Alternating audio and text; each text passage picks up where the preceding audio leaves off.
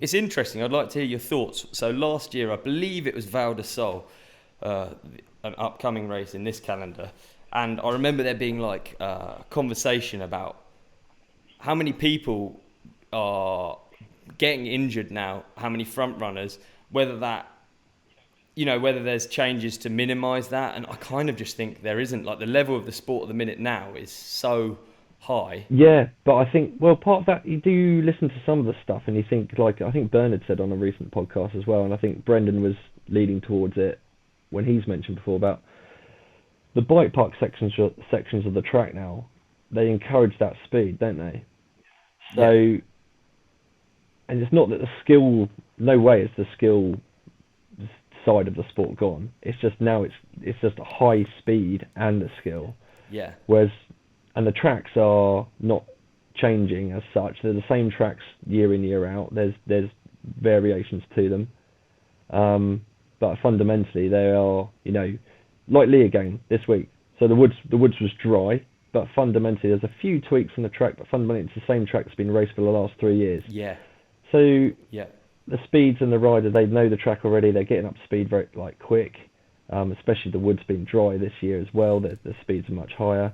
Whereas I think a few people have mentioned, like, does the sport stay that way, or does the sport go back yeah. to fresh tracks or fresher tracks that vary more? They slow and by default then they slow the speed down. Is it? So what I'm getting at here is it the speeds of the tracks, or is it the like The the fact they've fact that they've ridden them ridden and over ridden and and over over again. again? So it's the Yeah, speed. So it's not the skill thing. So but if you slow them down, you get a new bit of track. Is that going to is it going to pull the average speed down and stop these injuries happening?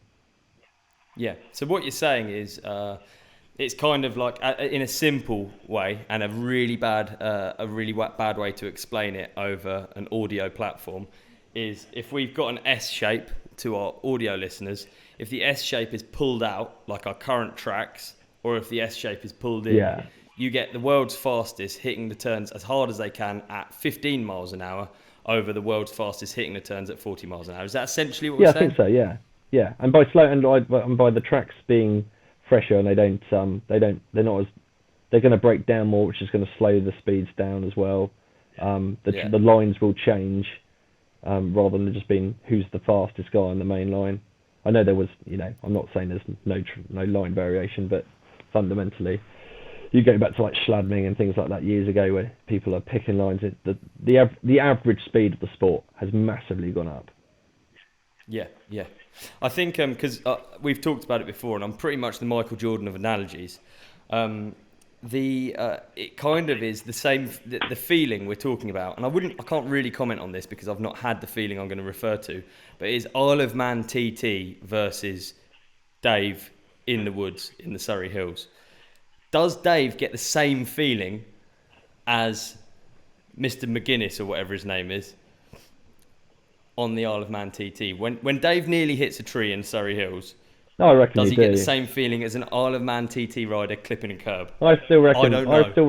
Yeah, I mean, it's impossible unless you do it yourself, isn't it? But Yeah, you can still slow that speed down. I think. Like say the world's fastest yeah, riders are hitting a turn at 20 mile an hour rather than 40, but they're still hitting yeah, it at 20 mile an hour, whereas you or I be hitting it at 10. So you can yeah, still appreciate the skill level and appreciate that they're still the world's best at that. But you potentially can do it at a speed at which if something does go wrong, they're not, you're not going to lose the top yeah. 10 for the season. Did you enjoy this clip? If so, please like and subscribe. The full episode is available by hitting one of the links on the screen right now, or type the Ride Companion into your favourite podcast app. We've even put links in the show description for you. Cheers!